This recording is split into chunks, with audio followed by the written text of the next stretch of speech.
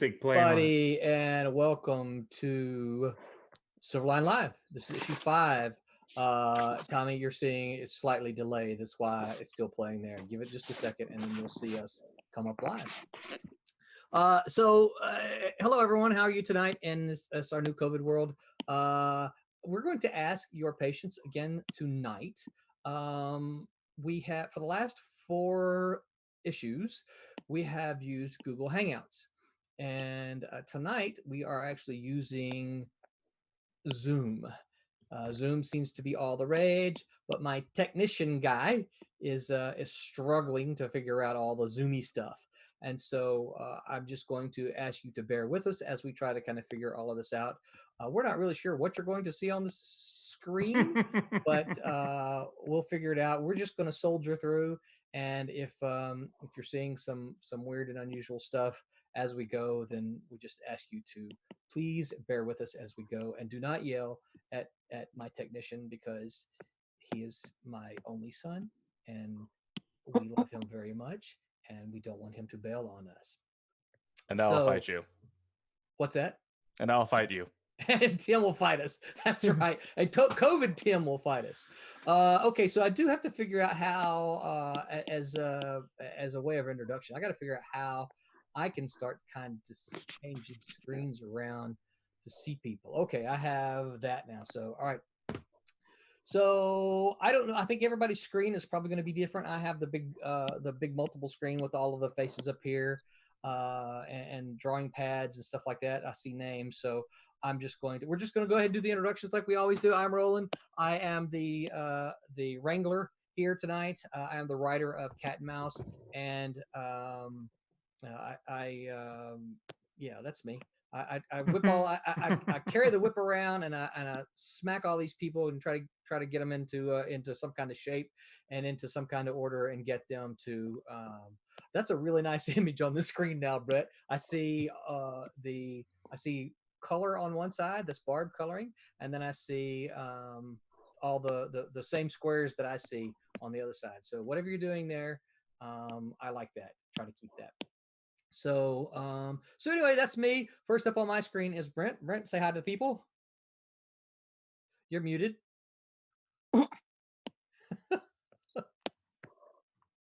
No, I'm okay. Okay, now you're not. Yeah, I'm Brent Larson, creator, writer of Kalis. Excellent. All right. And next on my screen, I see Jeremy. Hey, Jeremy Kahn. The colors on Bloodline, and you can sort of see the one of the pages I've done in the background behind me. Yep, I was going to ask you to tell us about that sweet little image behind you there. Well, this is where the second page, the splash page part of the comic, and I just want something a little interesting for the background for the first Zoom session we're doing. Cool. Yeah, I think we'll probably, if we use Zoom, we're probably all going to kind of play with the backgrounds as COVID Tim has done and you have done, and so I think we'll play. For me, I don't know about you guys, but for me, the images are so much more clear, and so I'm hoping that the end result will be a lot more clear as well. So next up on my list here of Murderers Row is John. Hey everybody, my name's John Metych. I am the writer and creator of Sniper and Rook and an editor at Silverline. Sweet. You're a little soft, John. Yeah, I was playing with the microphone. I had called in on the phone before. I could try to. I just muted myself, not setting I wanted. So let me see what I can do. We thought it was a temporary swear word or something, you know, that you were talking and you just muted yourself. A natural reaction there. I'll play with this. I'll get back to you. All right. Sounds good. Next up, we have COVID Tim.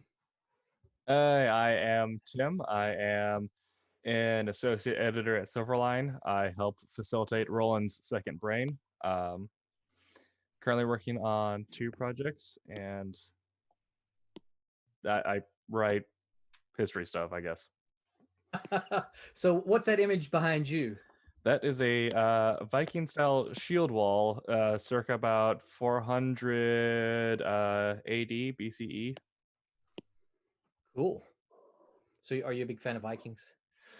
Any sort of thing, early medieval, late classical era. I am considered a armchair historian for Roman history, so I know Cool. a little bit too much about that for it to be normal. Yeah. Was Cool. that So, photo like- taken live? was it taken No, live? Yeah. That was passed down from my grandfather. On one of my many time travels to Yeah. yeah.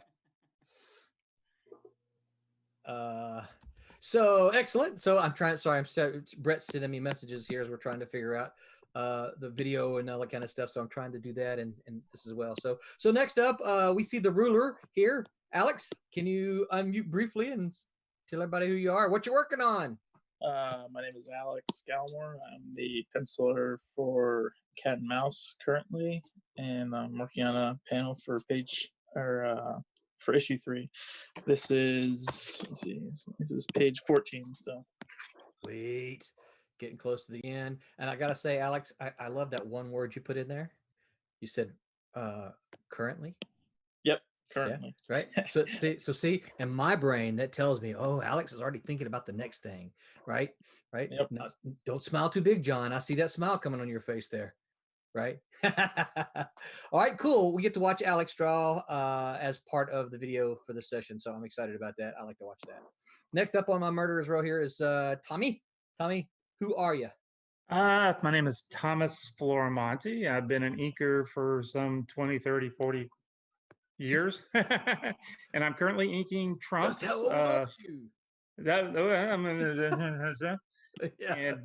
I've been an inker in the comic industry for a while. I've worked for pretty much everybody there at one point or the other, but I am inking right now a book that Roland is writing called Trumps. That's about it's not about the president. It's about card playing. It's based off the. How would you say? It's based off of the card game. Yeah, it's loosely based off of a deck of cards. There you go. Yeah, so that's the game of trumps or spades or whatever you guys right. call Spade. Yeah, when you're playing spades, you have spades as trumps, right? Yes. When you play another game, random other games, those different suits can be trumps, and that just means they're the suit of power, right? Yeah. So but that's why whenever you say the title, the S is very important on that trumps. word. Yeah, it's not Trump, it's Trump. It's not Trump, it's Trumps. But I'll be inking on a page here. You guys will be able to see what I'm doing in just a second when I share the screen. Sweet. But yeah. And you've really been jamming, slapping out the inks too. So I know. We got to get the rest of the team to catch up with me now. Now that we're stuck at the house, I've been inking a little more. Sweet, it's been nice. And I love that little race car image you sent the other day. To our little. Oh, that's right. I sure did. Yeah, telling everybody to speed up. That's right. Speed up because I'm speed racer. That's speed right. demon. Yep. All right, cool. So we're gonna get to watch you ink some, right? Yes. This will be nice. So we'll have Alex penciling, we'll have Tommy inking, and then we're going to have Barb, who's up next. We're going to get to see Barb. Actually, we're watching Barb do some coloring right now. So Barb, tell everybody who you are. My name is Barb Kaalberg. I am the creator and inker of Divinity, upcoming Kickstarter that we're doing in May.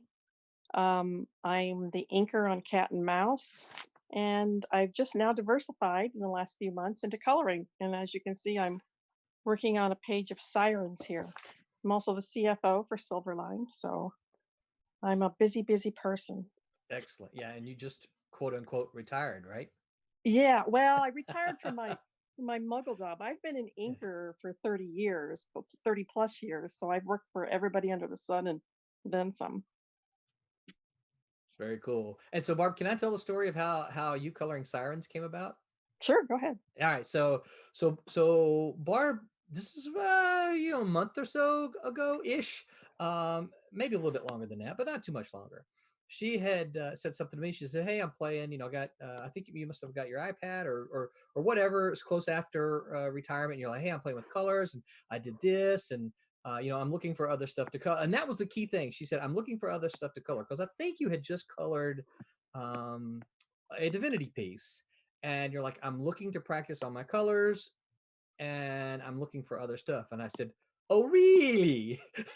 So here's an idea, Barb. What would you think about coloring some stuff that we, just publish? And she's like, what do you got? So I sent her several different, I want to say 3 or 4 of the Silverline's black and white books from the early 90s and the late 90s.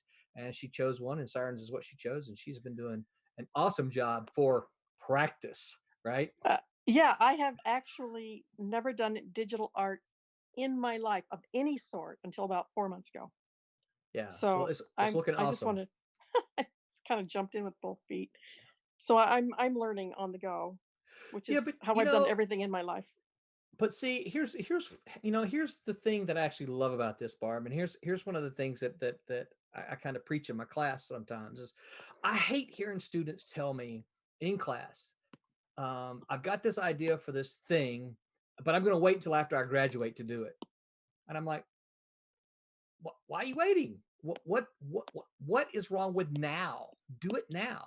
The other thing I don't like, and I know I get it, I understand, but I see these artists posting page after page after page after page of Wolverine, of X-Men, of Superman, of Spider-Man. And I'm like, you just did 50 pages of Spider-Man, of which you can never do anything with. Can you show them to Marvel? Sure. But Marvel doesn't need to see 50 pages of Spider-Man to know whether they're going to hire you or not.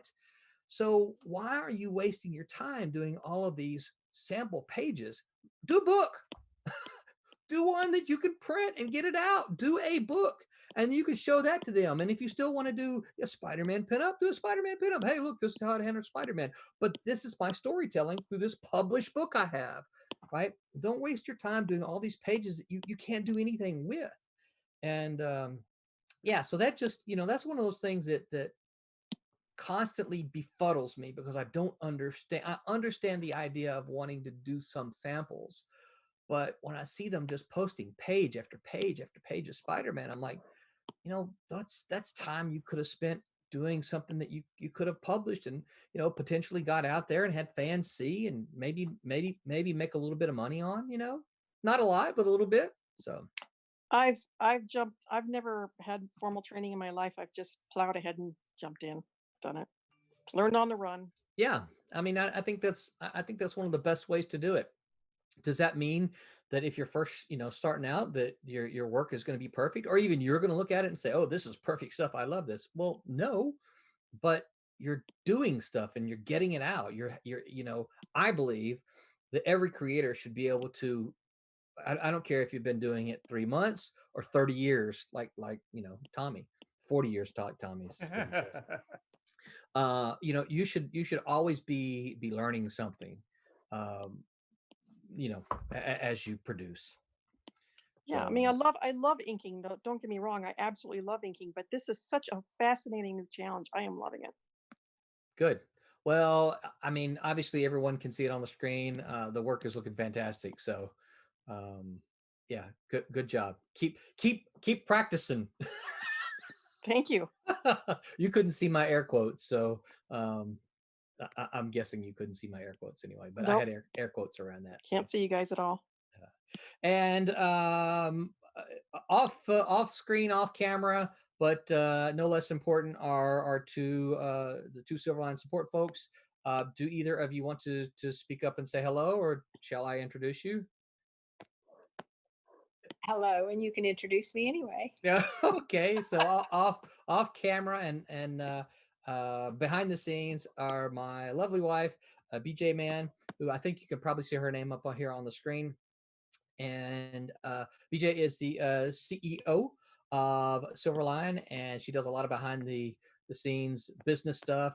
And she's also with a bum leg, but she is the person handling all the chat stuff for all Twitch and YouTube and Facebook. So if you've got questions, ask her.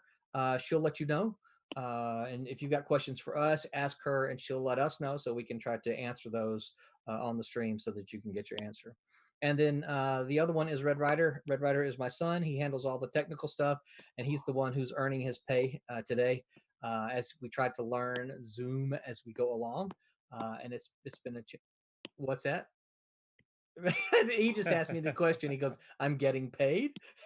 So shall I give them the answer that I give you all the time? Yes, I will. He says no, but I say, yes, I will. Yes, you're getting paid. You get to sleep under this roof and I get to give you Oh food. boy. Oh, that one's good. So Sorry. so that's our crew for today, and I'm pretty excited. One of the things we kind of talked about for everybody here is that we've been blessed here at Silverline to have a big gaggle of talented folks. Jeremy, stop that. A big gaggle of talented folks here, many who aren't joining us tonight, but will be with us in the future. So we just wrapped up the Kalis Kickstarter. So for those of you who are Kalis supporters, Brent, you excited about that? Excited to get it in their hands? I am very, very excited. This is my excited face. Yeah. We can tell the excitement just shines through. So hopefully the surveys went out to everyone who supported the Kickstarter. Surveys went out, so fill in those surveys. We need your name.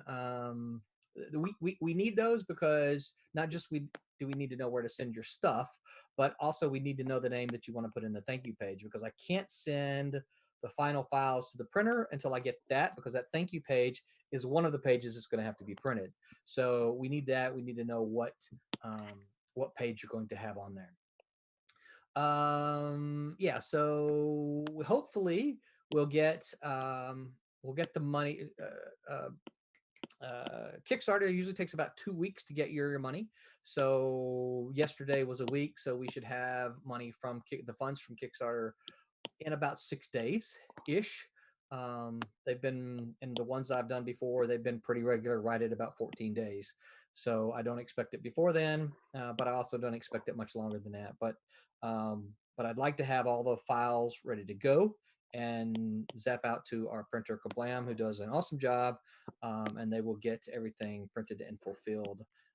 The only ones that may take a little bit are the ones that need some artwork, because Lewis will have to do the commissions, and then he's going to send all the artwork to me from Argentina all in one pack. So yeah, and as Barb mentioned earlier, we're already planning the next Kickstarter for May, and that will be Silverline double feature featuring Divinity #1 and Twilight Grim #1. So Divinity #1 is completely finished, and Twilight Grim, we just need to wrap up the colors. So so we're pretty excited about that. What about anybody else? What else is going on with you guys?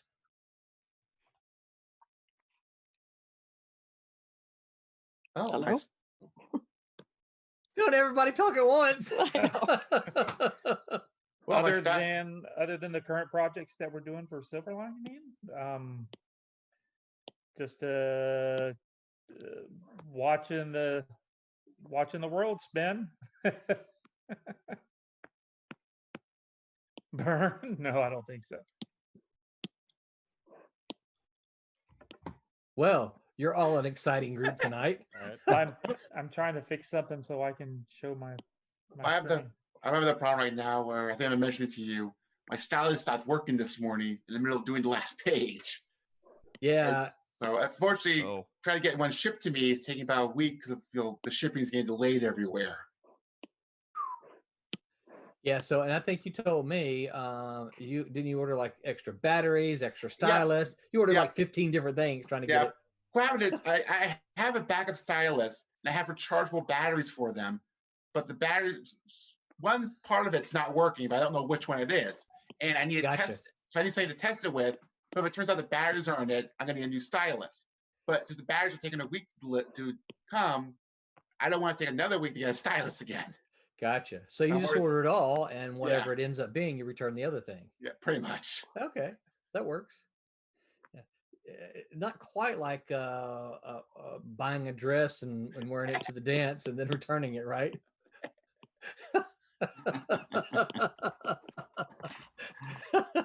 All right, Brett has told me, he said prepare for some unexpected video stuff as he tries to figure out how to share some of the others other screens as well, trying to get Alex and Tommy once Tommy starts streaming his inks as well. Well, I had a So, page I was working on that didn't need to be shown, so oh, I'm having to fix another page real quick. I got you.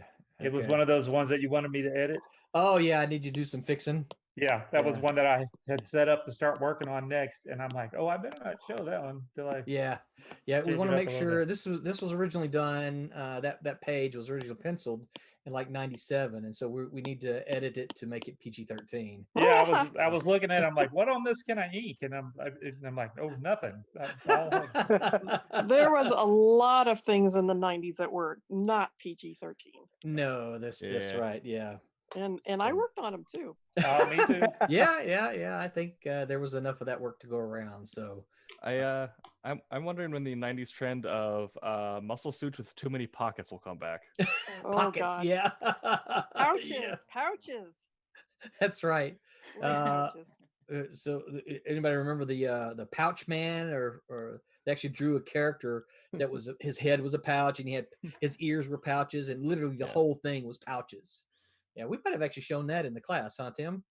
I'm not sure if we did, but yeah, I tend to get my smart classes they can figure out how to cause me to chase rabbits during class.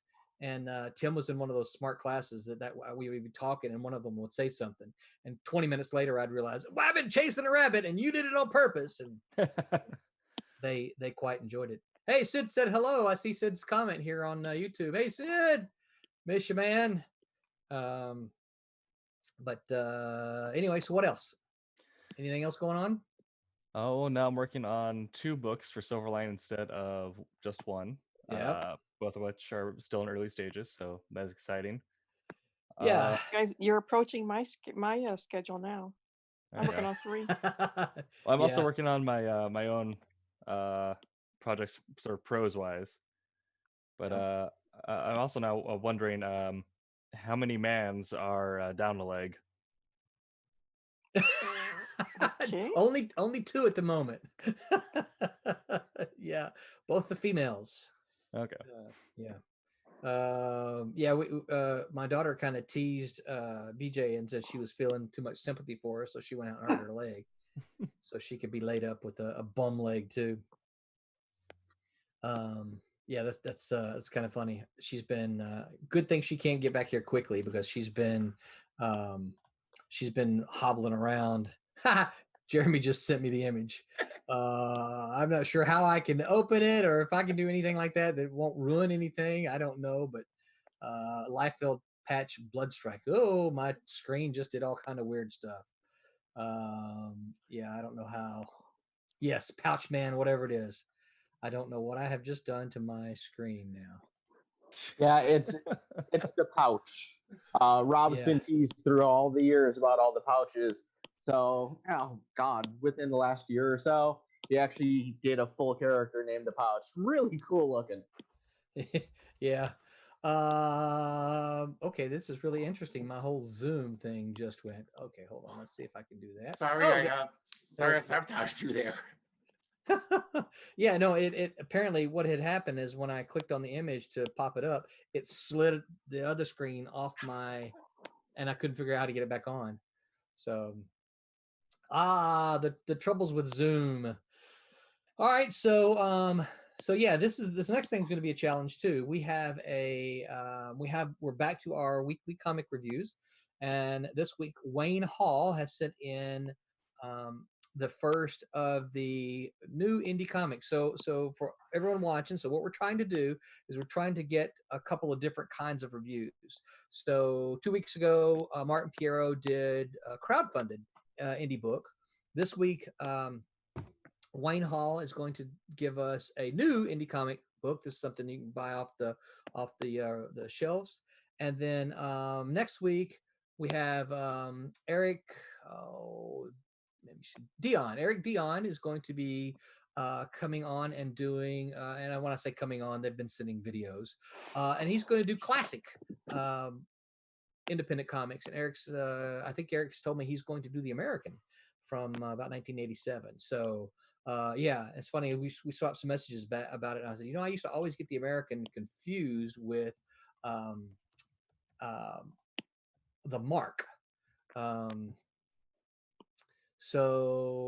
he said, yeah, they came out about the same time, and he can understand the confusion. So yeah, we're going to see.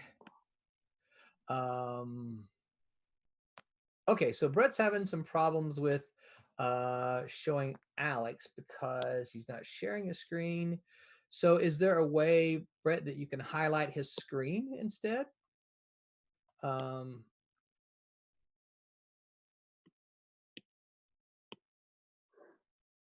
You mean the two art?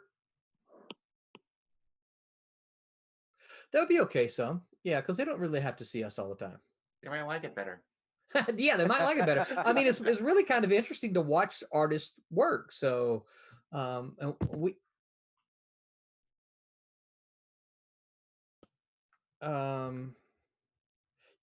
yeah, I think it'll be okay once it gets a little bit bigger. Yeah, because I can make it out kind of on the small picture. Well, it's going to be hard because the stream is, behind us, so I've got to wait a few minutes. But the next thing coming up is going to be the video review. You think you have that figured out? Okay, let's so unless everybody's got anything else they want to toss in, we'll go to the video review.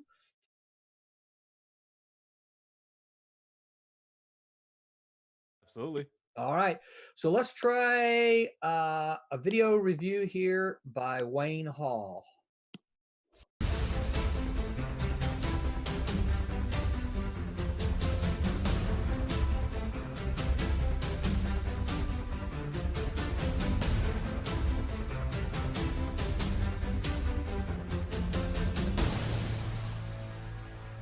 Hi, my name is Wayne Hall, and I'm the creator of the Wayne's Comics podcast, as well as the writer of a weekly column on comic book industry called Comics Portal. And I also write reviews, and it's all on majorspoilers.com. An indie comic is something that I like to do. When I go to conventions, I often go around to tables, Artist Alley or Small Press, and see the books that are there and see if some of them are worth talking about and promoting on the podcast. So I do that quite a bit. I spend a lot of time investigating indie comics, so that's why I feel like I can talk about these pretty well. So I thought what I would do in this first segment, I would deal specifically with one of my very favorites, and it's Star Power. This is one of the graphics, one of the indie comics that has a lot of legs to them, as they like to say. They're actually in the middle of their sixth, at least the way I count it, their sixth story.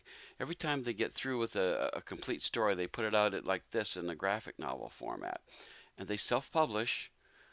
The way I came across Star Power was I was at AwesomeCon in Washington, D.C., and I saw the table there with the artist whose name is Garth Graham, and I bought the first three because I liked them.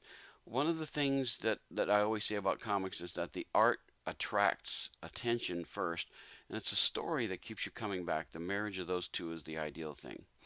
But the art got my attention, and of course I'm a big science fiction guy, so I love the sci-fi aspect of it. So I picked up the book, I took them with me. I didn't get to read them while I was in Washington. The next week we were in Dallas for a convention. And I had them with me, and I read them on a Friday night. When I got through reading the first 3 volumes, I was so enamored with them, I immediately wrote to them and asked if I could interview them. And by the way, the writer's name is Michael Terracciano, and I hope I'm pronouncing that right. One of the bad things about comics is they don't have pronunciation guides for people's names. So we're left on our own to kind of try to figure out how to pronounce these things. So that's where we're at with that. Anyway, I spoke with them, I interviewed them, and this is an ongoing series. They've got 5 of these books out so far. Like I said, they're in the middle of the 6th. Each one of these has a very different story from the others. This one is her origin story, and that's Danica. And I'll give the description of the series in just a minute. But each one has a very different kind of story. Right now, they're in the middle of all things of a galactic crime drama.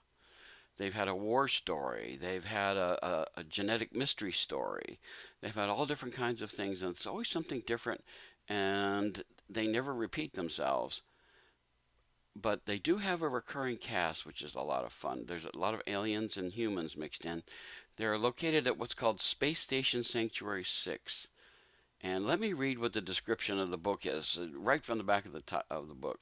It says, one woman stands vigilant against the void. And right away, let me say that I'm always attracted to strong female leads, because we've had male leads for decades now, and we've pretty much run the gamut as far as male leads go. Women lead characters, I think, on the other hand, are largely unexplored. So there's a lot to be done with female leads, and I'm really happy when they do these kinds of things. And Danica is a very strong character here. It says, Danica Maris is an assistant astronomer on Space Station Sanctuary 6 until she is mysteriously chosen to wield the cosmic energy known as the star power.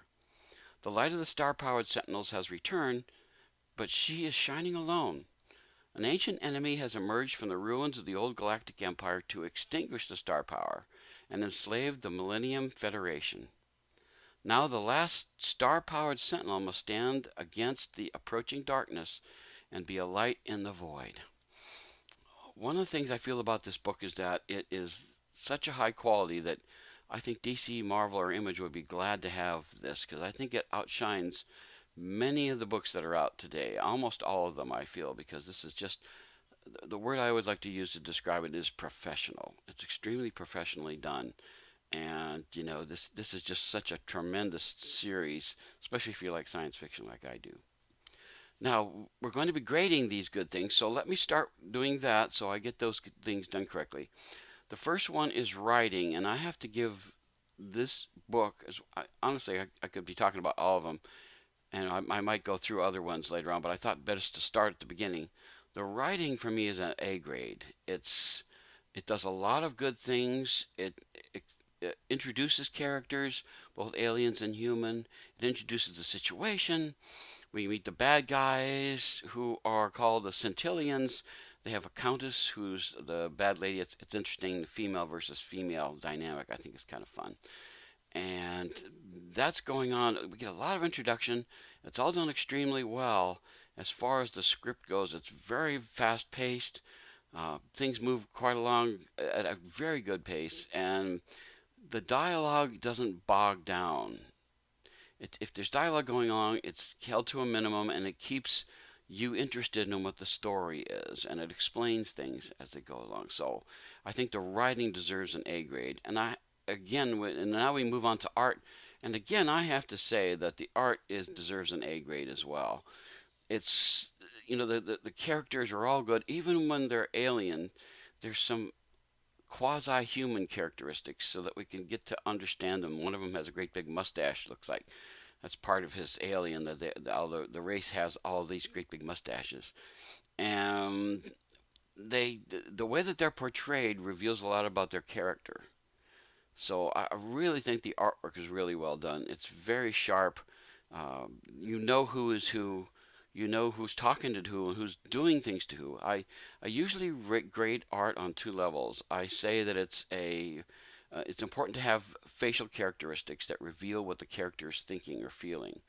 And that's done extremely well in here. Even though they're aliens, you'll often get that. You can see right on the cover, this lady who's the Countess. You can tell she's not a happy person right off the bat. You get that right away. And I also talk about battle sequences, because action sequences are important to communicate the story. And those are extremely well done in here.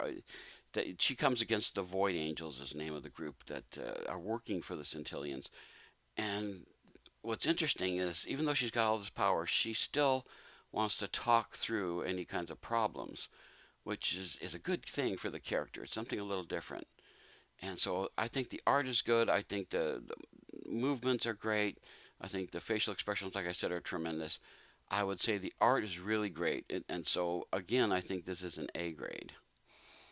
The lettering is the next one. And the lettering I would give a B grade. I think that it's done very well. There's a couple places where I thought it covered up the art a little bit that I didn't like. So as much as I thought they did a great job with it, I think that there were a couple places I could see a little bit of improvement. First one, you're going to have some bumps and bruises along the way, and I think that they could have done a little better as far as like not covering up some of the great art. Literary merit. This is it's very reminiscent. At one place on the back here, in fact, they say Star Trek, Star Wars, Guardians of the Galaxy, The Fifth Element, Battlestar Galactica, Babylon 5, Firefly. Star power deserves to be mentioned in the same breath with all of them. So, as far as literary merit, is this something that will stand up to the test of time? They've been doing this since 2013, and they're still going strong. Every Monday they release a new page. I think this is a kind of a book that, if you like science fiction, ought to be in with all those ones that have just been mentioned. It's just a great, great book. It is such an interesting story, well done. One of the things I noticed as I was going back through this was that we don't get the origin of the star power. I mean, it comes it's given to Danica, but what the star power actually is, now she gets a little helper by the name of Mitch, which is what she thinks is a star, and she names it Mitch. Mitch actually turns out to be a little helper star that helps her along the way and gives her information that she needs. I think that this is a very strong story, that the characters are well developed and they're still growing. And so I think, as far as literary merit, I would have to give this one an A. It's very well done, well told. It doesn't bore, but at the same time, it's not like a video game. It's not rushing past everything. Now, the next one is fun factor. And, maybe it's just me that I happen to really love this book and I think it's so well done, but I give this an A. There's enough action and enough things going on. The characters are enough well developed that you start to care about them, and so you really enjoy what's going on. For me, it's what they call a page turner.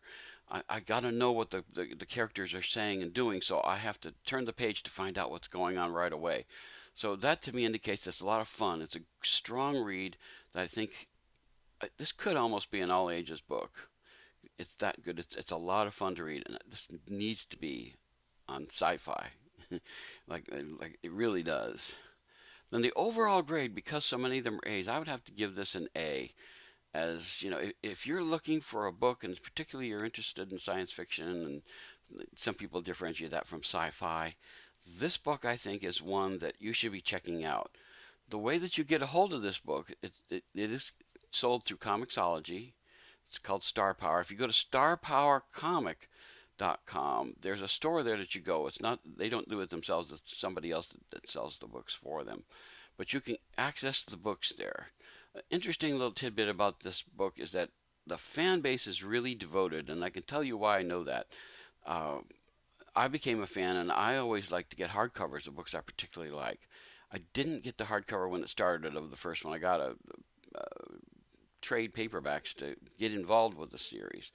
And so I ended up now, I'm still at this day looking for one of these in hardcover. And everybody who bought them, nobody wants to sell them. I've tried several places, eBay and other places, trying to find a hardcover. If somebody knows a hardcover, let me know, because I want to have a hardcover of the first one. The other ones are available in hardcover pretty easily, but this one I'd love to have because I just think it's a terrific book. If you like female leads, if you like action adventure, if you enjoy science fiction, I think this book is going to be one that you really will enjoy. So like I said, they're already up to the 6th volume, and I am anxiously awaiting for every Monday because a new page comes out every Monday, and I am anxious to see what's going on. I mean, the crime drama's got me hooked. So Star Power is a book I highly recommend. I would definitely get to it, and again, starpowercomic.com. Look on Comixology. If you go to conventions, when they start back up, you'll probably see this book in several of them. You can go to the website and they'll tell you where they're going to be. So I think I started off with a strong one. Like I said, this is a great book that I think you should really have, particularly if you enjoy the things I've been talking about. Next week we'll do some more, and I'll give grades on the books as I go through, and we'll explore the indie universes as we go along. So until next time, keep reading your comics.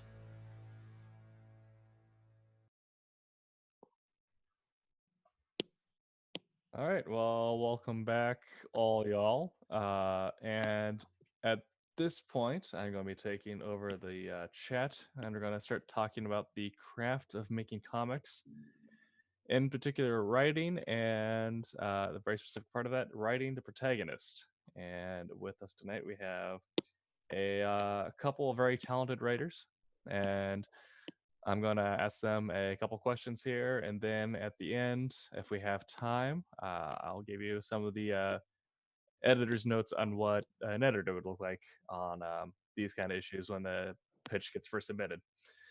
So the first question, I'm going to pass this off to Roland, since he's the top of my screen here. Not since he's my boss. So the first thing here is, what's the first thing you do when creating a protagonist, and what was that specific thing for the protagonist in your Silverline project? And right now, you're currently working on Cat and Mouse. So, what was the first thing you did when you sat down to write your co-protagonist there? Yeah, so for me, as you probably know, I preach this in my class a lot, is that because we work in a visual medium, your protagonist has to have something visual that they're after.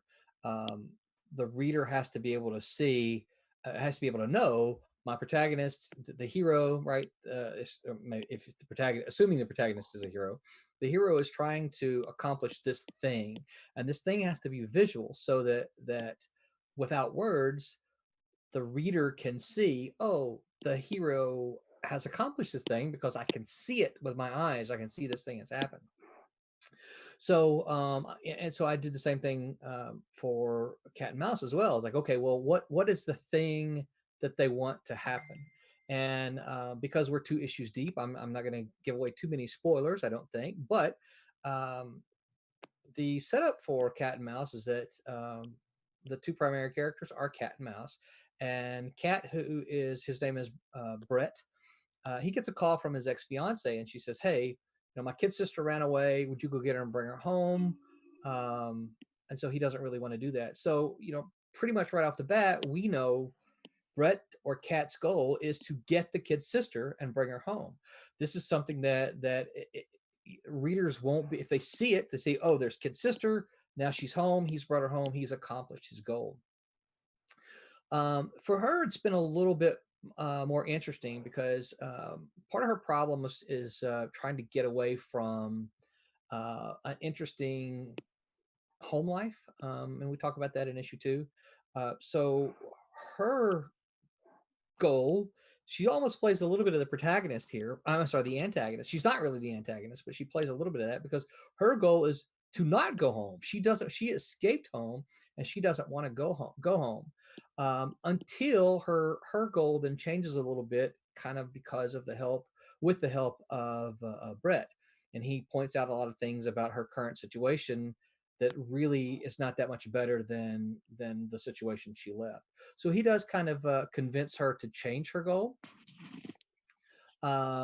He tries to convince her to change her goal so that the 2 of them then have a shared goal of getting her out of the human trafficking mess that she's in.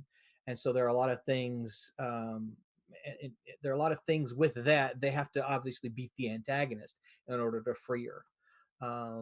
So yeah, so that's kind of what I do when I'm handling protagonists. I'm trying to give them motivation, giving them something to something to accomplish. I make sure that it's visual. We can see it. Absolutely, and that is something that I look for as an editor as well, as what is the visual goal. All right, so I'll pass it off to John now. Same question. What's the first thing to do when creating a protagonist, and more specifically, working on your project, Sniper and Rook? All right. Sniper and Rook. When I started the project with them, the protagonists, Sniper and Rook, really kind of were secondary because I had a storyline in mind. So I knew I wanted a couple of covert government agents. I knew that I wanted a male-female duo. And I knew what the background setting was going to be like with the story, with the spy aspect. The evolution of the characters really came along where I think every writer is going to say to some extent that there's a part of them in each of the characters, at least a sliver. And then same came true of Sniper and Rook. So as I'm designing exactly who they are and what they're trying to do, what they're trying to accomplish, their thought patterns, it really became a point of I wasn't writing them as Sniper and Rook anymore. I was creating them as fleshed out beings, Jack, who's Sniper, and Rebecca, who's Rook. So I really got to know who the characters were. Every good protagonist has an antagonist, and we'll have another session about that one time. But I also wanted to put some things in there that they would have some good foils to go against in the future. The other thing for me with the Sniper and Rook project in particular, when I was designing, the protagonists, I wanted them in their jobs, since they work for the government, they're covert military. I specifically wanted to design the protagonist to be able to be dropped into different types of genres. So the first storyline, issues 1 through 5, very spy, action oriented with a lot of characterization. Issue 6, they get dropped into something with monsters and aliens. Oh my. But it totally makes logical sense. Some of the mythology of that came from my love for the X-Files, where you would have the spy, you would have classified information, but then you'd also have the Monster of the Week episodes. So I think I've been able to take that type of idea and that desire for multiple genres and build that into the protagonist as well. Absolutely. Let's see there. And we also have Barb Rothus, who, while is not traditionally a writer, did create Divinity and the protagonist for that series. So I'll ask you the same question. What was the first thing you did when you came up with the idea for your protagonist? Well, first of all, you're always looking at the type of protagonist that you want for a story. You've got your 4 major types. You've got your typical evil villain type, light versus dark. Sauron versus the Fellowship of the Rings, or the Witch versus the Lion in Narnia. And then you have your everyday villain, which is just the people that you find around you, your bullies, or your boss. And you have your internal villain, which is a lot of superheroes or even heroes will have an internal villain, and that's their own self-doubt. And then you have the immoral enemy, and that can be an organization, a government, a social movement, like the Republic of Gilead and The Handmaid's Tale. And I chose to go with the immoral enemy. I'm scripting this with R.A. Jones, and we threw a lot of ideas back and forth, and we chose to go with a cabal who were after my character Vinny, because Vinny's an 11-year-old girl. She has the ability to heal with a touch, and this becomes a very desirable ability to get your hands on. And it made more sense to have that type of a protagonist than just, say, society in general. And I'm just actually going to read the notes from RA. Since he's not here and I'm speaking for him, I'm going to actually read the notes that he sent about this. And he said, structurally, it might work best if we think of such TV shows as The Fugitive or even The Incredible Hulk. You always have the overarching plot of the hero trying to remain free from the capture of the authorities or whomever. But each individual episode would be a separate, self-contained story in and of itself, with its own beginning, middle, and end.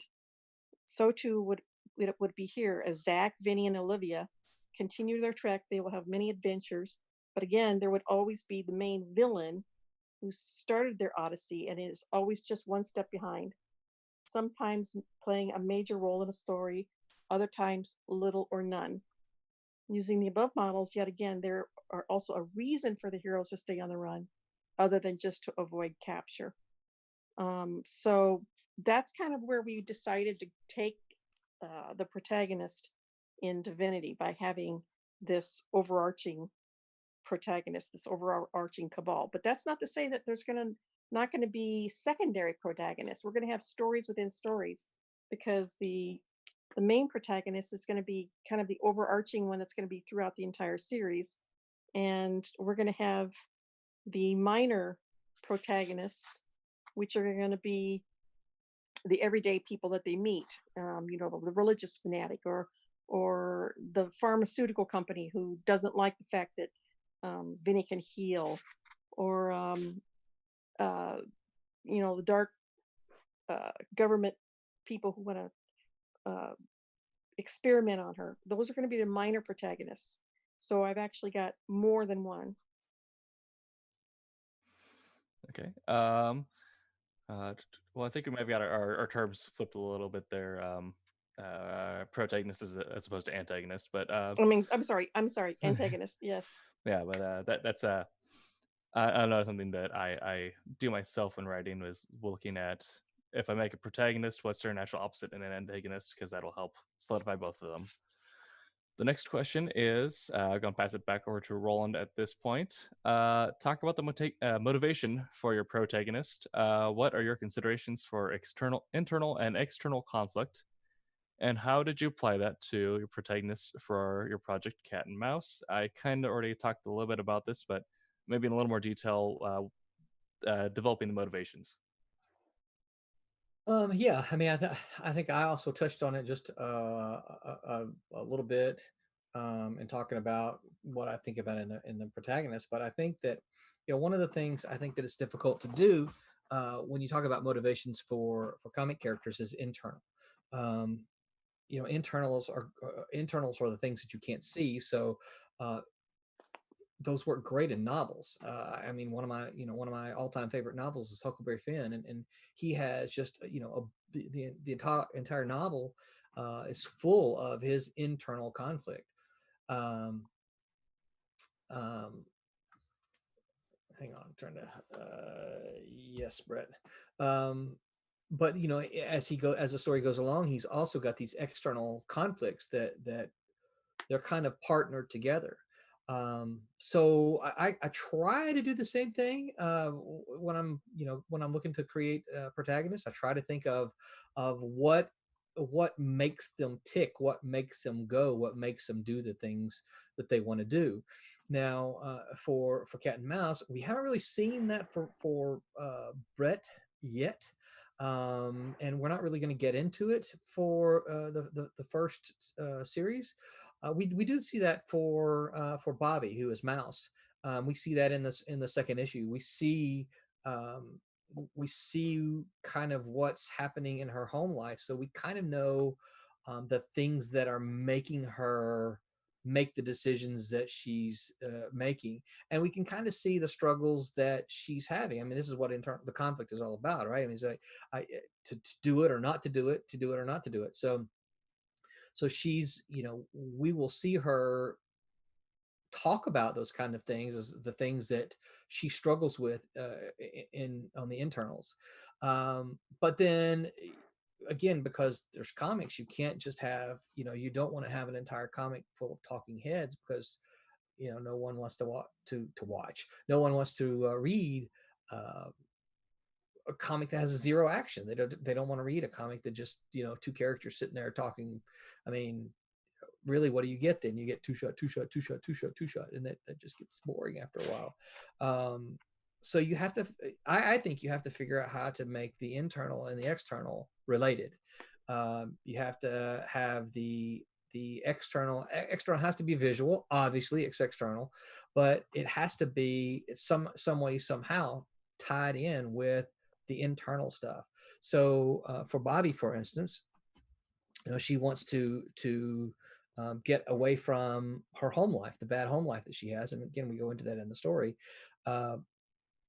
In doing so, she gets into a situation with a human trafficker. So she jumps out of the pot into the frying pan, I guess you can say.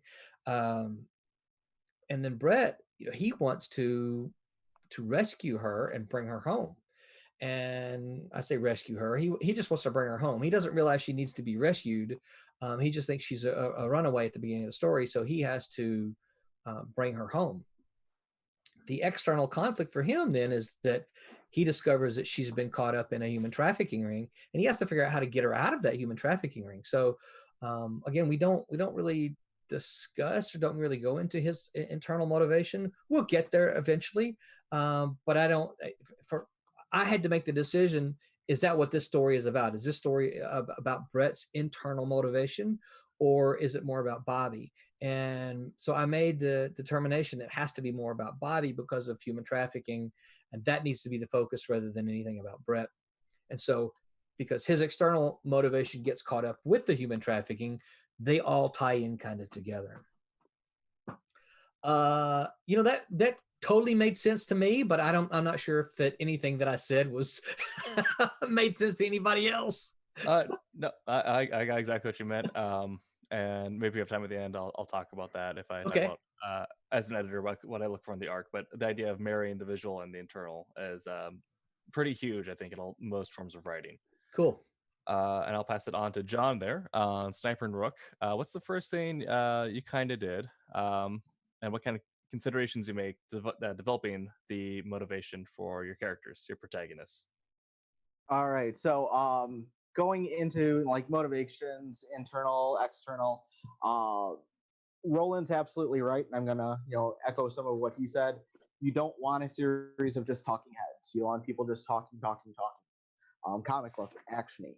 So I did go a different route than what Roland did with this series with Cat and Mouse about holding off on some of it until later. I put some of it out straight in issue 1, but I bookmarked it with action. So the opening scene, the first 5 pages, you see Sniper and Rook, 2 characters you don't even know. They're fighting. They're battling. He gets the drop on her, gun to her head. General comes in that they report to, says, great training session, you two. So we have several pages of action. It sets up that, okay, so they're partners, they're training, they're working together. Then they go their separate ways into the shower rooms. Then there's actually some internal narration with thought balloons, something that doesn't seem to be done anymore, where you actually kind of get into their head. So you start hearing or reading some of his insecurities, some of her thoughts about him as the partner, and as they're leaving the base of operations, he says to her, we've been training together for quite a while now. I know how you fight. I know how you block. I don't really know you. Do you want to go somewhere and just kind of talk and chat and get to know each other a little bit more, if we're going to be partners? So that was the introduction for not just Sniper to know more about Rook or Jack to know more about Rebecca, but also a good way for the reader to get to know about them and their motivations. We find out about his lineage, that he comes from a family that was on the law side, but he wound up going into the policing side, was asked to do some things that he found questionable and immoral. So he stepped away from the police department because that's not who he was. So you find out that he's quite a moral guy. And it seems like a lot of the young females that are in our Silverline universe seem to have some bad home lives, because Rook definitely came from a broken home as well. But we find out that she was exceptional in studies. She was a silver level gymnast. She loved computer science. That was her big thing, and she was recruited into the military.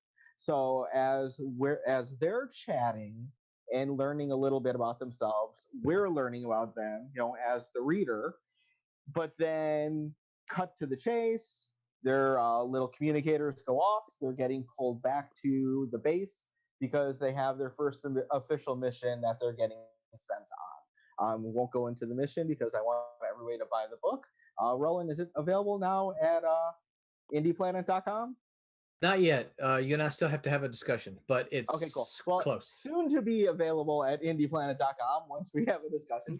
But yeah, the approach that I took on, in the internal is I wanted to be able to put out at least the beginning.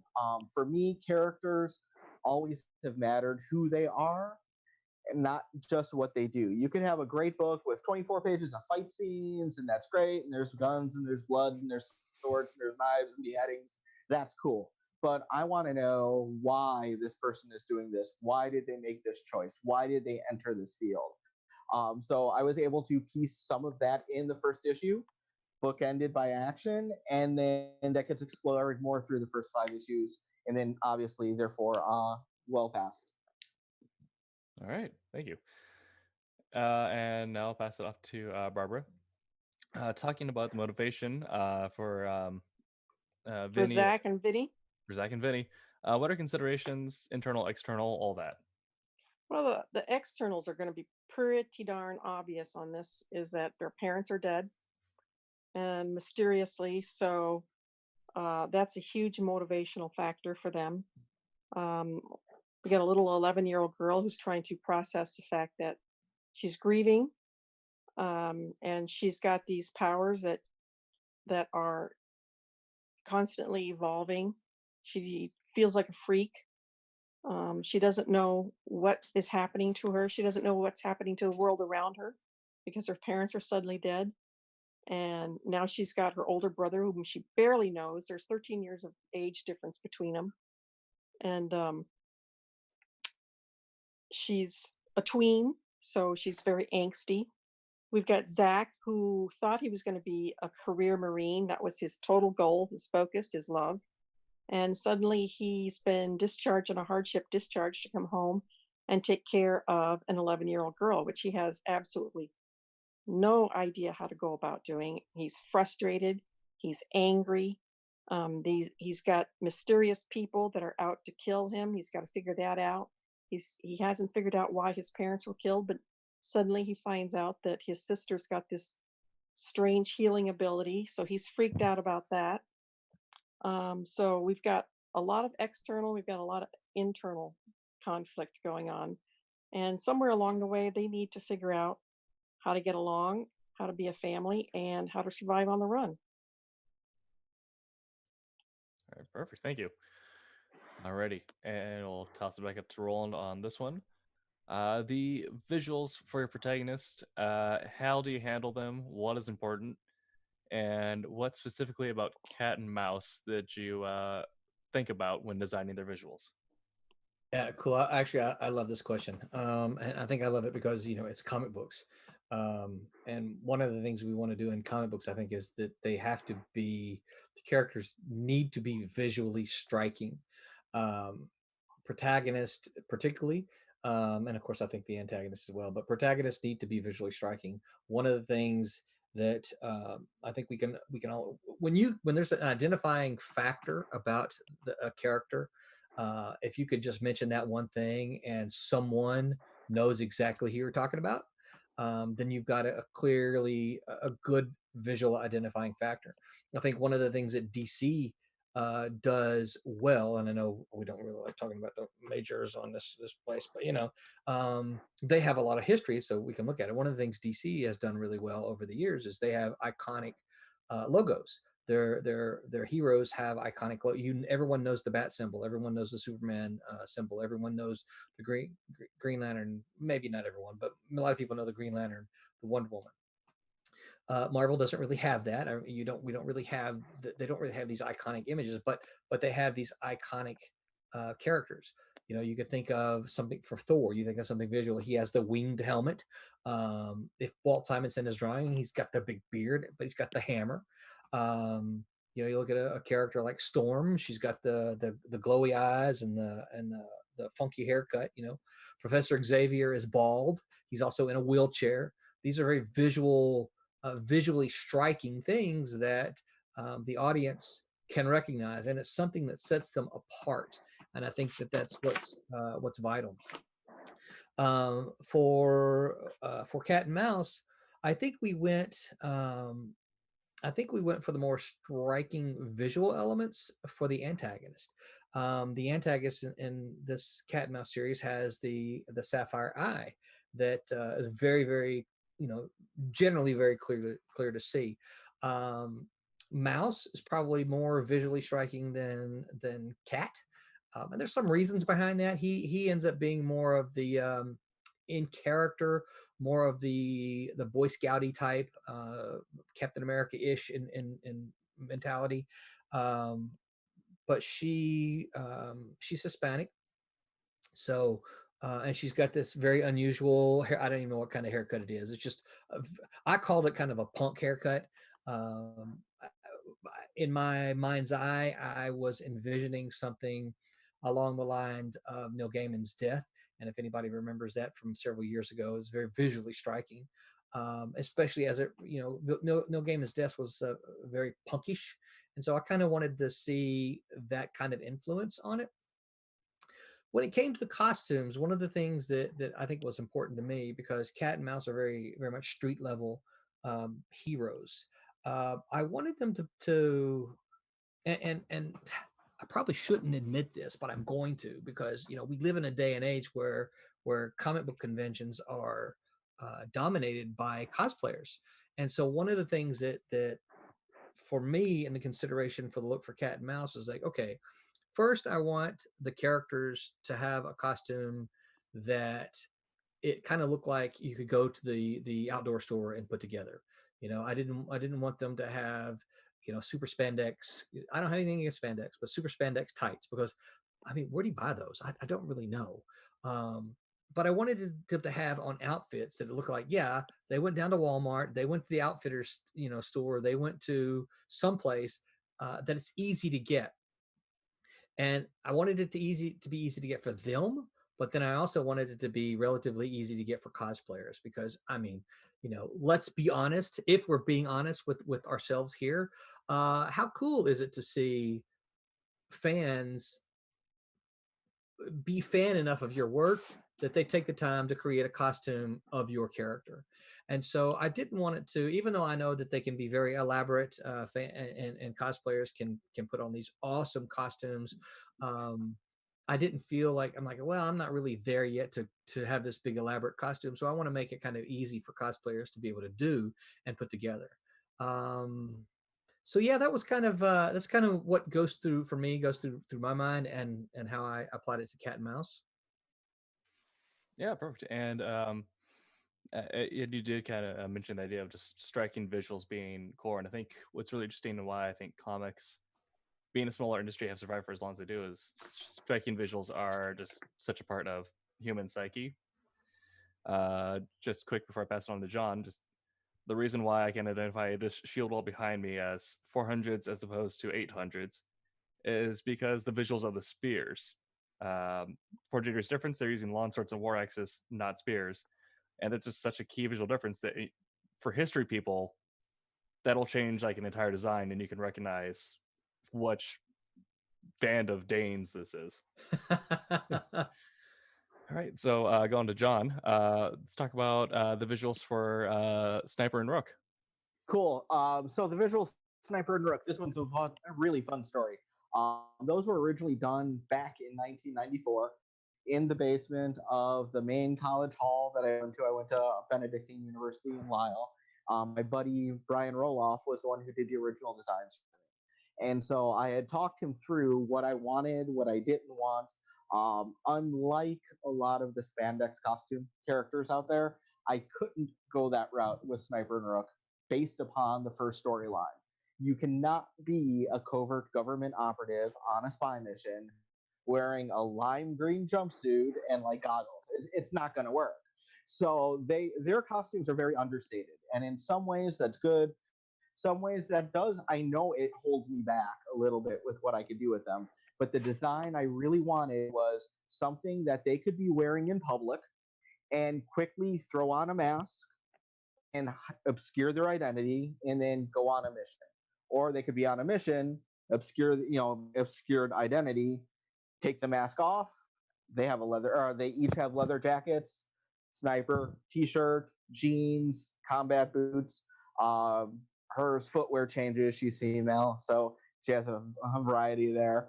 But the things I decided to go for that would be a little bit iconic to know that it's them. The mask types do both match where hair is flowing. My hair back when I had more hair was kind of like one of my distinguishing features, so I turned that over into Sniper as well. Rook, her hair definitely distinguishable because she's got a couple of the puffs that come down. Kind of think Cammy from Street Fighter. That was my inspiration from that. And a long, flowing blonde ponytail. So you could identify who they are from that. And also their weapons. The weapons that they hold, he has an Uzi, best weapon of all time. Thank you very much, Snake Eyes, for that. As well as a sword. She has, if anybody out there is a big fan of Matt Wagner in Grendel, There's two different things that I pay homage to him on that. Grendel had the fork with the double blades. She has something similar, but with one blade. And both of them do have the masks that tie in the back, a very 90s thing. But Matt also did that in the 80s with Grendel too. So that was some of the visuals I had with that. Now, knowing that Sniper and Rook are somewhat limited in the visual capacity, some of their allies, I've kind of kicked it up a notch. They have a counterpart set of British agents that they work with. One of them is usually undercover, finds herself in a French maid costume very often. So we all know, French maid, okay, that's going to be Allison. And there's going to be other ones who are going to be throughout the series that are a little bit more visually defined. And I am tweaking some of the stuff for Sniper and Rook based upon individual scenarios that they're going to be in. But it kind of goes back to they need to have something that they could, if they're in the middle of a mission and it goes bad, they need to be able to, take those clothes off and blend in the public immediately. Awesome, thank you. And Barbara, what about Zach and Finney? What are some of the visuals you thought about with them, and what do you think is important about their visuals? Well, I kind of did a 180 on the whole superhero thing, because my book doesn't have really any superheroes. They are ordinary people, and that's one of the things that I wanted to be very specific about, is that the heroes and the villains in Zach and Vinny's world are ordinary humans, and they, with all the fallibilities that come with them. So Zach, he's a Marine. He's going to have the obvious jarhead look with the buzz cut and the very fit. Vinny, the 11-year-old girl, she's biracial, so she has the dark curly hair. They're actually half siblings.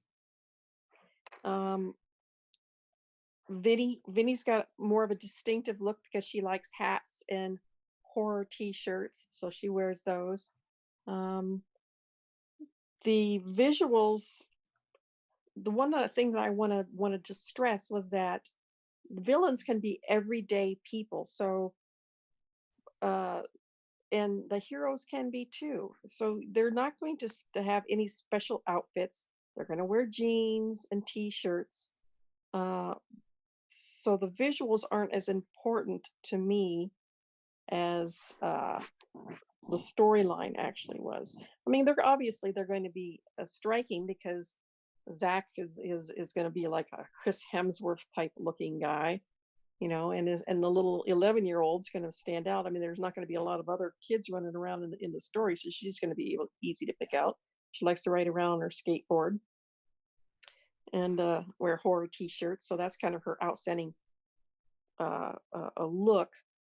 But she's the only so-called superpowered character in the story, so there's not going to be any spandex for me.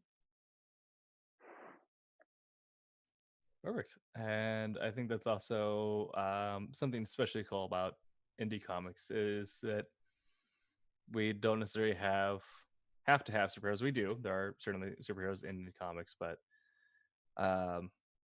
Strangers in Paradise come to mind. Yeah, but if you look at comics across the board, we have striking visuals, but none of it really relies on spandex too much. For me, it's curse words. The idea you have this guy with a wizard beard, a giant staff, but he has Ray-Bans and an undercut. There you go. Yeah. Hey Tim, before you go on, there were two things that I thought about afterwards. Go ahead. Another one of the protagonists I have is a gentleman named Ripper. Showed up very briefly in issue 7. Got major plans for him, so completely 180. He is very identifiable. And I've been told recently that there's a certain awesome artist out there that said he was fun to draw. So that's definitely something I want to explore some more. Very cool motif. He's awesome. Yeah. And the other thing, when Sniper and Rook were getting designed, there was an introduction to an indie comic book that I really, really dug. And the gentleman who was writing the intro said something about, like, this is a world where superheroes don't exist, ... not yet. And I was like, ooh, I kind of like that, so that's, there was no predilection for spandex because that just didn't exist. So I put that into my world as well. That's awesome. Thank you. Thank you. Alrighty, last question, and we'll go back to Roland on this one. Protagonists can't be perfect. How do you give them problems/issues? How do you handle that for Cat and Mouse? Yeah, I will confess, this is one of the things that I kind of struggle with as far as personally coming up with things. Batman has a script. I mean, Superman has a kryptonite, that kind of thing. My characters have a tendency to have problems, um, but I don't know that I always consider them as much as I should.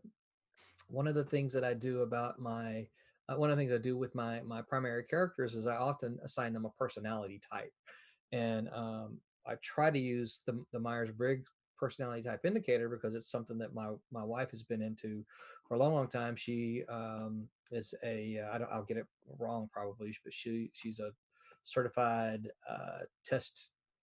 Myers-Briggs test administrator. So she could go into a corporation, administer the test, and give them the results and help them understand what the results mean. I've taken that test multiple times over the years, and I am always pretty much the same except for one letter. But that letters, and I'm not sure exactly how it is. It's not like on a scale. So like if you score up here, like it's the extrovert introvert for me. So if you score up here, you're an extrovert, and if you score down here, you're an introvert. I tend to score like right in this zone right here, right? I'm more I than I am E, but occasionally when I've taken the test, I've jumped over just a little bit to the E. Of course, whenever that happens, I always tell her, I'm like, no, that's wrong. I'm an I. I'm an I. But I have a tendency to score INTJ. So I try to do that. I try to assign personality types to the characters, and then I try what I try to do is I try to be honest to the type, and so I don't necessarily say, okay, this character, this is going to be their flaw, or this is going to be the thing that their weakness. But what I do try to think about is like, okay, this is their character type, this is their personality type. What are the weaknesses of this type as far as their personality goes? I should probably be more in tune about that, but I don't. For Cat and Mouse, I've tried to do little things. For instance, and they're funny to me. I don't know if they're ever funny to anyone else. But like for instance, Cat, he doesn't like dogs, right? And Mouse, she doesn't like cats. So it's the smaller things like that I try to work into the characters. I don't have like a kryptonite. Oh, Cat can't be around red clay, or which there's an abundance of in New Orleans.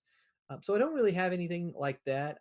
That might come the more if I work on the characters more. Those kind of things might develop, but it's not something I've sat down and said, this is the thing that is their weakness. Sometimes really what happens is the story kind of dictates that.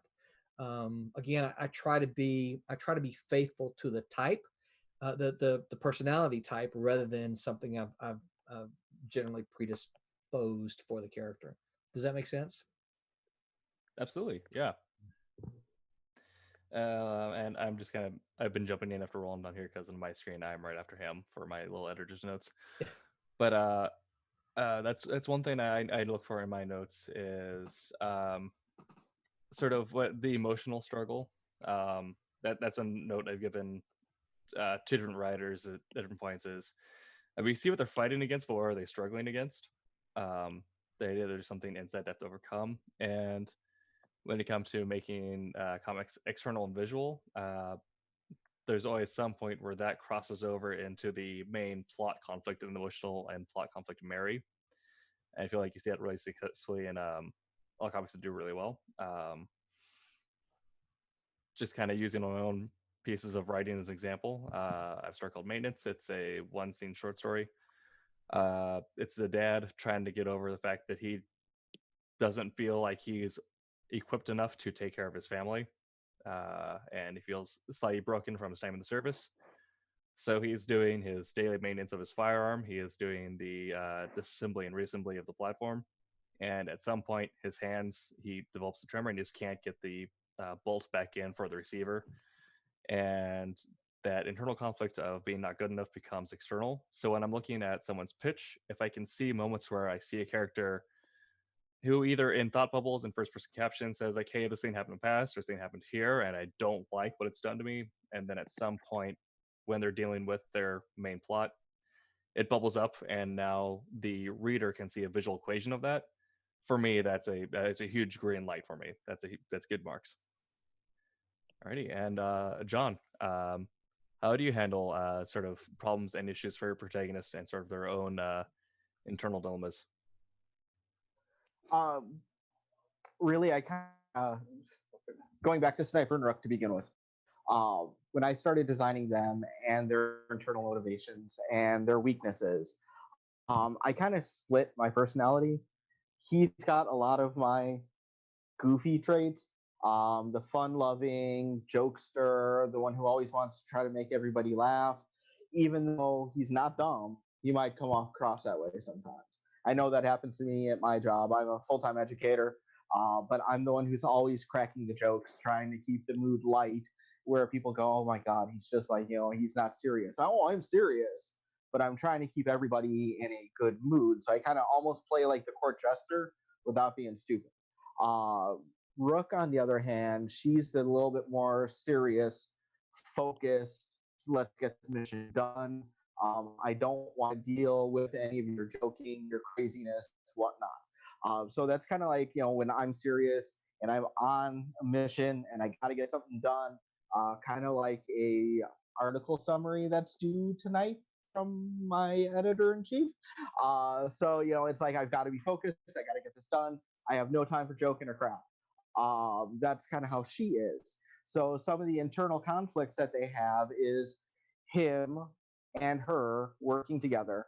I don't know who the gentleman was, but there's somebody who posted a review on Sniper and Rook up on Atomic Avenue and said, the banter between the two of them was, think of like the TV show Moonlighting, but with shots to the head. I was like, that's a very cool quote. I like that. So if those of you that are old like us, if you remember Moonlighting, great show. And they had that internal character dynamic that was conflict there that also went into conflict with the situation. When I'm writing protagonists that are not Sniper and Rook, let's go to Ripper, for example, because that's the next one that I'm going to be doing a miniseries with. He is not me whatsoever. So whereas I was able to make Sniper and Rook very much different parts of me, he's a different guy in a different scenario, in a different situation, one that's not something that I've ever experienced.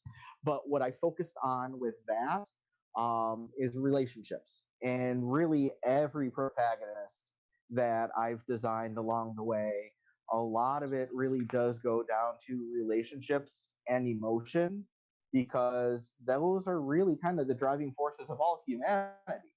Everybody has some sort of relationship, friendship, hatred, enemy, boss, family. There's always a relationship, and every relationship has a multitude of different types of emotions that go along with that. So that's where I find a lot of the motivations on how I want to write that protagonist. And that's kind of the way I'm able to direct them into the story I want to tell with them. Awesome, thank you. And Barbara, on Zach and Finney, how did you give them sort of these problems and issues that might have been internal conflict, and how did you handle that? Well, he hit the nail right on the head. Relationships.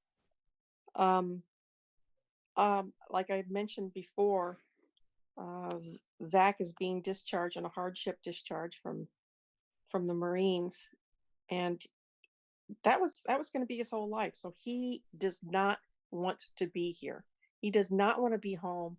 He doesn't know what to do with an 11-year-old. He's frustrated. He's scared. He doesn't know what he's doing. He's dealing with a a tween. Vinny, she's angry, she's grieving. They're both grieving. She's a tween, so she's going to be acting out. She's just as scared, if not more scared, than Zach is. Zach is at least a competent Marine. He can handle things physically, and that he has a tendency to do that. He has a tendency to rely more on the physical than the internal. Whereas Vinny is exactly the opposite. She relies more on the internal than the physical because she's on the cusp of womanhood. She's afraid and doesn't understand what's going on around her, so she's going to lash out, and they're going to butt heads, and she's going to push all the envelopes, and he's not going to know how to deal with that. So at the beginning of the first couple of issues, there is a lot of animosity between these two. She doesn't want to be here, he doesn't want to be here, but they're the only family that each other has got left. So they're going to have to muddle through, and eventually they're going to have to figure out how to make this relationship work. And eventually, come to third issue, come down the line here, they're going to get a third person in here, and that's going to be Olivia, who was in the Marines with Zach, and she's going to become a part of the mix too. And so she's going to be stepping into the middle of this landmine, and she's a very common sense, forthright person, and she's not going to be able to put up with it, either one of their crap, so to speak. So that's going to be a third element that's going to be thrown in there at some point.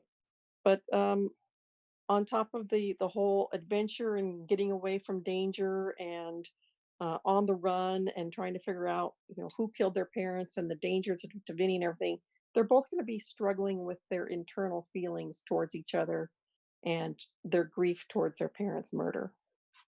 So that's where I'm at with that. Awesome. Thank you. Hey, Tim, can I throw in another one? Because this seems to be my thing tonight. Okay. I've got a 15-year-old I've been stuck in the house with, quarantined, but I still love him even after this. He came down here a couple minutes ago. That's why I was like looking over to the side.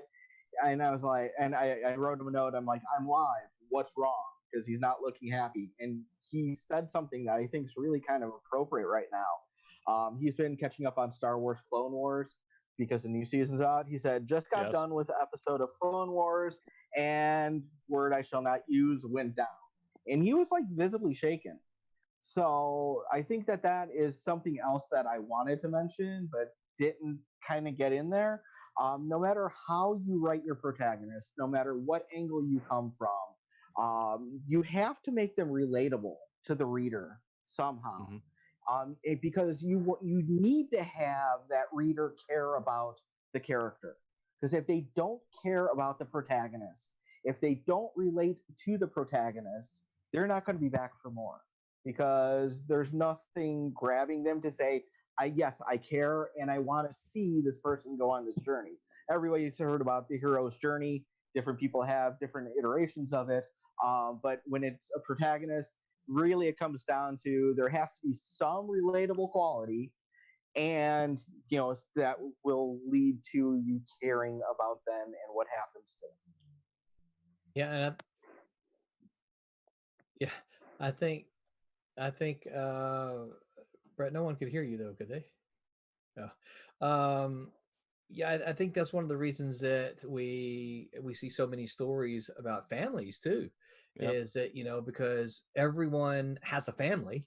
They're different, right? All the families are different, but everyone has a family of some sort.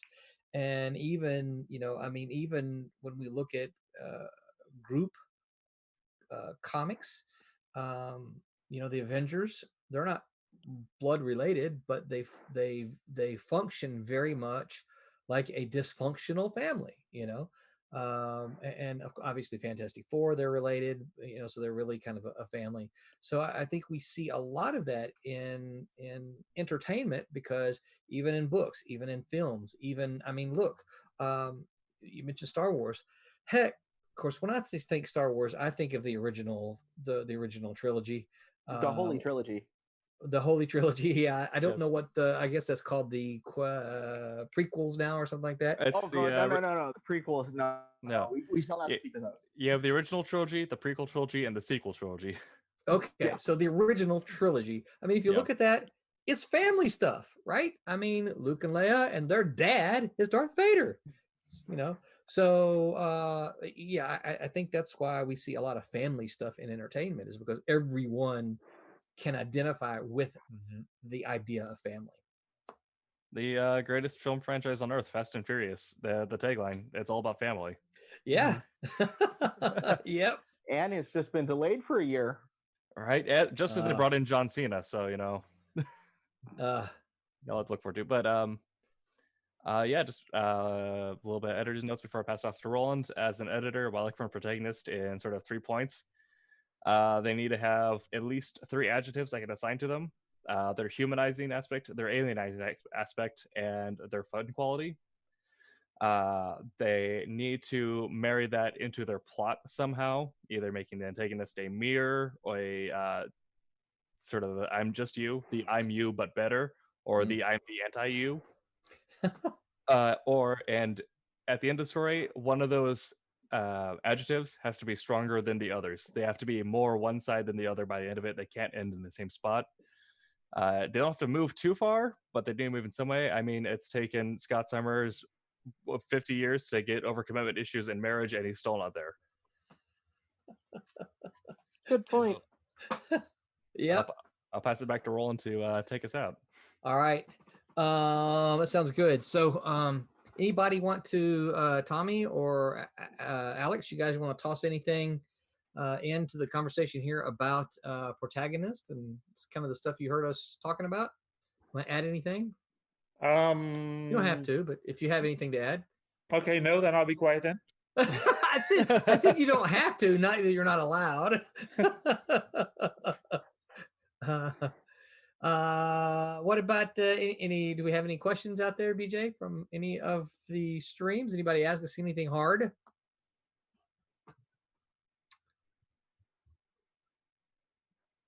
If you're trying to talk, you might be muted. Sorry, it's just my computer was buffering. Oh, that's not good. Yeah, no, all questions have been answered by everybody, so that's good. Excellent. That's good. Well, you know, I like to hear that because it tells me that we're pretty thorough in covering these topics, and so that if they have a question, we actually get to it before they can answer it. I anticipate a day when they answer us when they ask us some hard questions, and we'll kind of be stumped. But we'll talk about it. But okay, so well, thanks everybody for the participation in Protagonist tonight. Hopefully, this coupled with the part 1 will help some budding comic book makers, that they'll say, what do I need to think about when I'm thinking about Protagonist?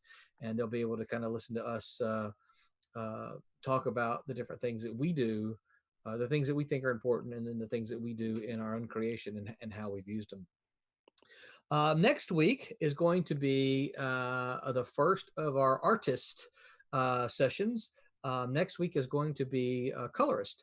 So next week we're going to have Rebecca Winslow, who is coloring a Friar Rush and has just started coloring Marauder, which is one of the books from the 90s that we mentioned that we're going to reprint in color.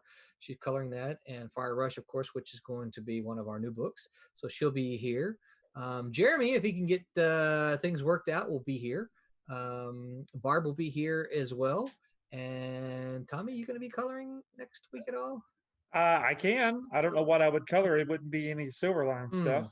We'll have to. Hey, we'll Tommy, have to chat. I could get you something. Yeah. Just a pin up or something like that. I could do something like that. I could get you something right away. I always have my hard drive with me.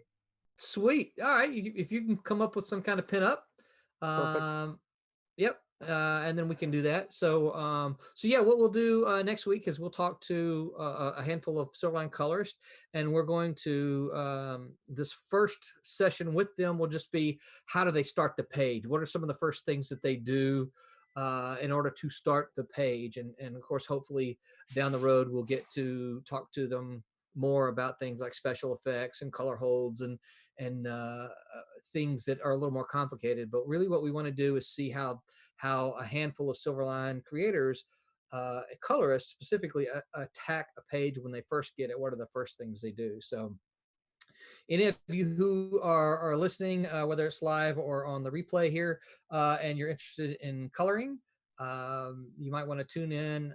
If you want to send us a question before we actually have the stream next week, please feel free to send us those, and we'll hang on to them. I might even put a special post up that says, next week is going to be coloring. If you've got questions, what do you want us to answer?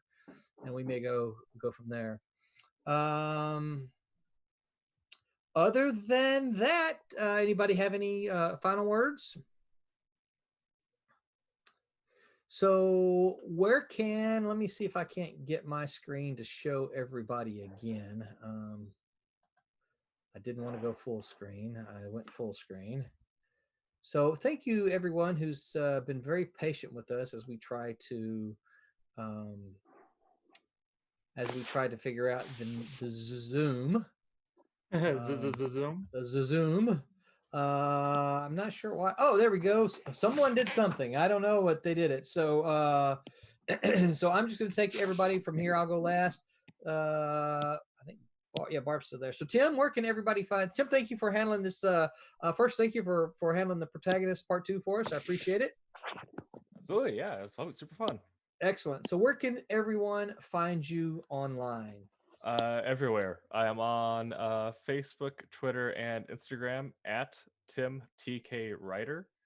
I am on TikTok at Tim Doesn't TikTok, and I'm on Twitch at Agro Bacon, one word, where I'll be streaming something at 10 p.m. Pacific time. Not sure if it's gonna be Smite or Total War or something. Okay, very cool. I gotta say your TikTok name just makes me laugh every time. Look at Alex.